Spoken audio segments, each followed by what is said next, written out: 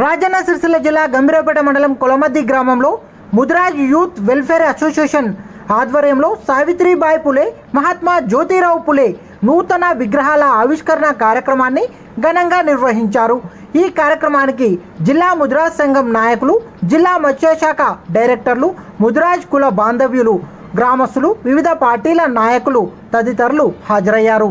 ఈ సందర్భంగా వారు మాట్లాడుతూ భారతీయ విద్యారంగంలో మహాత్మా జ్యోతిరావు పులే, సావిత్రిబాయి పులేల పాత్ర చాలా ముఖ్యమైనదని, ప్రతి సంవత్సరం జనవరి 3న సావిత్రిబాయి పులే జయంతిని జరుపుకుంటున్నామని, ఆమె సంఘ సంస్కర్త, విద్యావేత్త, భారతదేశంలో మొట్టమొదటి మహిళా ఉపాధ్యాయురాలు. ఆమె తన భర్త మహాత్మా పులేతో కలిసి మహారాష్ట్రలోని పూణేలో భారతదేశంలో మొదటి బాలికల పాఠశాలను ప్రారంభించిందన్నారు. మహిళా విద్య, మహిళా సాధికారితకు ఆమె పాత్ర